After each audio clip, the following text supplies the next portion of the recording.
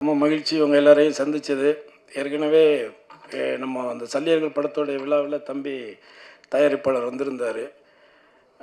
தம்பி அன்னைக்கு பேசும்பொழுது எப்படி பேசினாரோ அதே தான் இன்றைக்கும் பேசியிருக்காரு. உண்மையிலேயே மைக்கேல் என்கிட்ட அறிமுகப்படுத்தினது தேனப்பன் தான். ரொம்ப நல்ல கதை, வித்தியாசமான ஒரு கதை. அந்த பையன் இவ்வளோ அணித்தரமாக அழுத்தமாக பேசுகிறதுக்கு காரணம் கடினமாக உழைச்சிருக்கார். அவருடைய ப்ராடக்ட் மேலே அவருக்கு ரொம்ப நம்பிக்கை இருக்குது. அதே மாதிரி சிவா ரொம்ப தங்கமான ஒரு ஆள். காசு இருக்கிறவங்களாம் நல்லவன்லாம் சொல்ல முடியாது. காசு இருக்குங்கிறதுக்காக அவனை நல்லவன்லாம் சொல்ல முடியாது. காசு தான் எல்லார்கிட்டையும் இருக்கு. காசு வச்சுருக்கவங்களாம் நல்லவன் கிடையாது இல்லை. ஆனால் இவனுக்கிட்ட காசு இருக்குது. ஆனால் அந்த காசு அவன் ஈஸியாலாம் சம்பாதிக்கலை. அவன் ரொம்ப கஷ்டப்பட்டு தான் இந்த இடத்த போய் பிடிச்சிருக்கிறான்.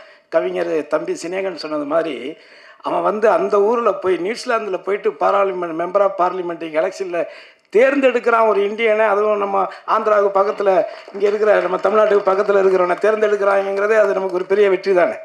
ஸோ அதனால் அந்த இடத்துக்கு வர்றதுக்கும் தம்பி ரொம்ப உழைச்சி தான் இந்த இடத்துக்கு வந்திருக்கான். ஆனால் ரொம்ப ரொம்ப ஒரு அப்பழுக்கற்ற ஒரு தாய்ப்பால் மாதிரி அவன். அவ்வளோதான், இதுக்கு மேலே அவனை பற்றி நம்ம சொல்ல வேண்டியது கிடையாது. அவன் ஒரு தாய்ப்பால் மாதிரி அவனுடைய குணம் எல்லாமே. அதனால் அப்படி ஒரு நல்லவன், ஒரு நல்ல படத்தை, ஒரு நல்ல உழைப்பாளியை, ஒரு ரொம்ப திறமையான பையன். அவன் எல்லாமே அவனே ஒத்துக்கிட்டான். ஷார்ட் டெம்பரு அது இதுன்னு சொல்லிட்டான். அது எல்லாமே பிடிவாத என்ன கிரியேட்டர்ஸுக்கு இருக்கிறதானே. தான் நினைக்கிறத அவங்க கிடைக்கணும்னு நினைப்பாங்க. இப்போ என்னை பொறுத்த வரைக்கும் நான் நிறைய படம் நடிச்சிருக்கிறேன். சில படங்கள் எனக்கு பிடிக்கும், சில கதாபாத்திரங்கள் பிடிக்கும். 24 வருஷமாக இருக்கேன். நந்தாவில் லொடுக்கு பாண்டியன் நடித்ததுலேருந்து இன்னொரு வரைக்கும் ஒரு 24 வருஷம் நடிச்சுக்கிட்டு இருக்கேன். இடையில கொஞ்சம் ஒரு 6-7 வருஷம் நடிக்காமல் போயிட்டேன். ஆனால் இது வரைக்கும் நான் யார் ஆஃபீஸிலும் போயிட்டு எனக்கு நடிக்கிறதுக்கெல்லாம் வாய்ப்பெல்லாம் நான் கேட்டதே கிடையாது. ஏன்னா எப்போ நம்ம அந்த வேலையை செஞ்சிட்டோம்னா அதுக்கப்புறம் நம்ம நடிக்கவே முடியாது. நம்மளை யாரும் கூப்பிட மாட்டாங்க. சினிமாவில் மட்டும்தான் நடக்கும். நம்ம ஒரு காமெடியனாக இருப்போம், இல்லை ஒரு கேரக்டர் ஆர்டிஸ்டாக இருப்போம். நம்ம கூட உட்காந்து சரக்கு போட்டுக்கிட்டு இன்னொரு ஆர்டிஸ்ட்டுக்கிட்ட கேட்பாங்க டேட்டு. நம்ம பக்கத்தில் உட்காந்துருப்போம். ரொம்ப வலிக்கும் அது. ஆனால் அதெல்லாம் நான் பார்த்துருக்குறேன், நிறையா பார்த்துருக்குறேன். அதெல்லாம் தேனப்பனே பண்ணுவான். அதில் என்ன இருக்குது? ஏன்னா தேனப்பனை இன்னைக்கு நேற்று எனக்கு அண்ணன் தான் அவர். இருந்தாலும் நாங்கள் கொஞ்சம் ரொம்ப நெருக்கம் 2 பேரும். ஏன்னா அதான் தயாரிப்பாளரே கொடுக்குறேன்னு சொன்னால் கூட இந்த ஆளுக்கு எடுத்து விட்டுருவான்.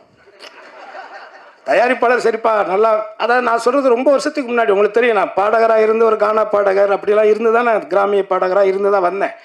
கே சுரேஷ்குமார் சார் ஒரு படம் நாட்டாமன்னு ஒரு படம் எடுத்தாங்க, உங்களுக்கெல்லாம் நான் வரும்.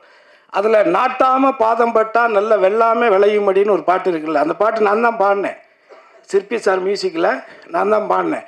அதுக்கு எனக்கு பாட வச்சுட்டு திருப்பி அவங்க கொஞ்சம் ஏதோ ஒரு கமர்ஷியல் ஏதோ ஒன்று சொல்லிவிட்டு அனுப்பிச்சிட்டாங்க. ஆனால் அந்த காசு பேட்டா கொடுக்குறதுக்கு 100 ரூபாய் 150 ரூபாய் என்னமோ 200 ரூபா கொடுக்குறாரு. இவர் தான் அதுக்கு மேனேஜர். நான் சொன்னேன், நான் அந்த பாட்டு பாடலைல்ல, நானும் உங்கள்கிட்ட வாய்ப்பு கேட்டேன். நீங்கள் தானே என்னை கூப்பிட்டீங்க, என் வாய்ஸ் நல்லா இருக்குன்னு. அப்போ 500 ரூபா குடியான்னு சொல்லி தான் சண்டை போட்டு வாங்கிட்டு போனேன் 500 ரூபா இவர்கிட்ட.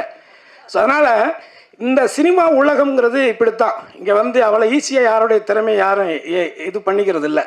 என்னை பொறுத்தவரை என்னென்னா, ஒன்று வாய்ப்புகள் வரலைன்னா வாய்ப்புகளை உருவாக்கிக்கணும். நான் உருவாக்க தெரிஞ்சவன். ஏன்னா நான் என்ன அப்படித்தான் உருவாக்கிட்டேன். ஏன்னா இந்த விழாவில் இருக்கக்கூடிய இசையமைப்பாளர் ரகு இருக்கார்ல, நாங்கள் ரொம்ப க்ளோஸ் நண்பர்கள். ஒரே இடத்துல ஒரு வித்து போன இந்த இங்கிட்டு தான் வடப்பள்ளியில் அந்த பாளையக்காரத்து அந்த ஏரியா அதான் உனக்கும் தெரியுமே. இங்கே நிறைய பேர் என் கூட ட்ராவல் ஆனவங்க நிறைய பேர் இருக்காங்க. வேறு முகத்தில் வேறு அடையாளத்தில் உட்காந்துருப்பாங்க. சில பேர் ஏதோ ஒரு கோவத்தில் கூட இருப்பாங்க. சாப்பிட்ட இடத்துல கொஞ்சம் கம்மியாக போட்டிருப்போம். ஏதோ ஒன்று நடந்திருக்கும், ஏதாவது ஒன்று நடந்திருக்கும். எதுவுமே இல்லாமல்லாம் இங்கே இல்லை. பெரிய ட்ராவலிங் இருக்குது. 21 வருஷத்தில் ஒரு பத்திரிக்கையில் நல்லா என்ன எழுதலைங்கிறதுக்கெல்லாம் நான் சண்டையெல்லாம் போட்டிருக்கிறேன். வீட்டுக்கெல்லாம் போயிருக்கிறேன். ஏன் அவ்வளோ உழைச்சிருக்கேன் அந்த படத்தில். சும்மா இவரும் மற்றும் பலரும் இருக்கிறாருன்னு என் பேர் எழுதுறியா? ஸோ அந்த மாதிரி. அதனால் இதை எதுக்காக சொல்ல வரேன்னா, மைக்கேல் இந்த கதை இப்படி தான் வரணும் அப்படிங்கிறத ரொம்ப ஆழமாக நம்பி அதுக்கான கேமராமேன் அந்த தம்பி கூட இருக்கிற எல்லாருமே ரொம்ப கடினமாக உழைச்சிருக்காங்க. குறிப்பாக விமலை இந்த படத்தில் கொஞ்சம் வித்தியாசமாக நீங்கள் பார்ப்பீங்க எல்லாருமே, தமிழக ஆடியன்ஸ் எல்லாருமே. அது இயக்குனருடைய ஒரு பார்வை தான். அதுக்கு அவர் அடாப்ட் பண்ணிக்கிட்டார்.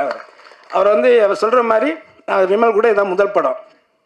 இன்னொன்று எனக்கு ஒரு சின்ன அது சினிமாவில் அதை அது எப்படி வேணாலும் எடுத்துக்குவாங்க, பரவாயில்ல, நமக்கு தோன்றதை சொல்லிடுவோம்.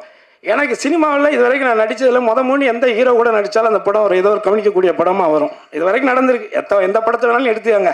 நான் கடைசியாக நடித்த ஜிவி பிரகாஷ் கூட நடித்த படத்துலேருந்து அதர்வா கூட நடித்த படம் யாரு கூட நான் முதமும் நடிக்கிறேனோ அது வில்லனில் அஜித் சார் கூட நடித்தா இருக்கட்டும், விஜய் கூட திருமலையில் நடித்ததாக இருக்கட்டும், இப்படி எந்த நடிகர்கள் கூட நான் முதமுன்னு போய் ஒர்க் பண்ணேன்னா அது எனக்கும் அந்த ப்ராஜெக்ட்டுக்கும் ஒரு ஹெல்த்தியாக தான் அமைஞ்சிருக்கு இது வரைக்கும்.